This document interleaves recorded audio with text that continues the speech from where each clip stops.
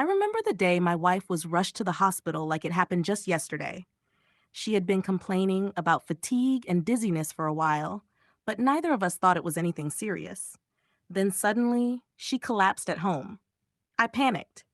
I called the ambulance with shaking hands, barely able to speak.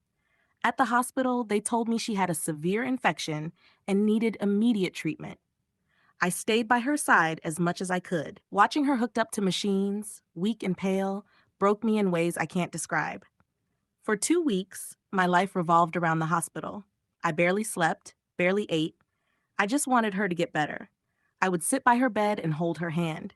Sometimes she was conscious and we talked. Other times she was asleep or too tired to say much. I kept thinking about how fragile life is, how one moment can change everything. When the doctors finally said she was stable enough to go home, I felt like I could finally breathe again. I offered to pick her up, but she said her sister would do it.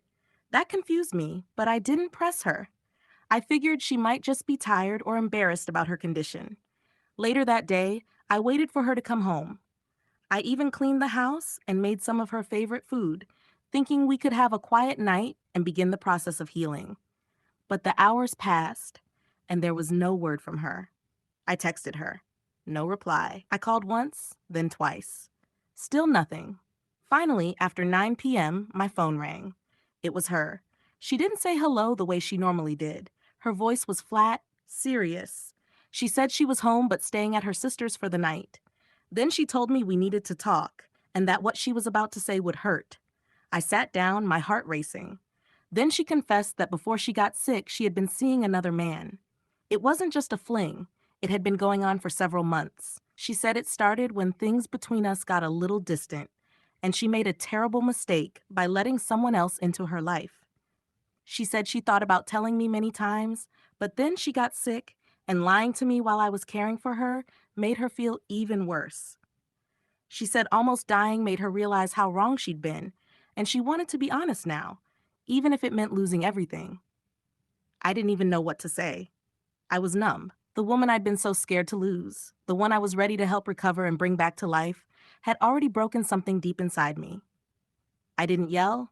I didn't cry. I just listened. After the call ended, I sat there in the dark, staring at the wall. Everything felt different. The love, the trust, the hope. I didn't know if any of it was still real. That night, I didn't sleep.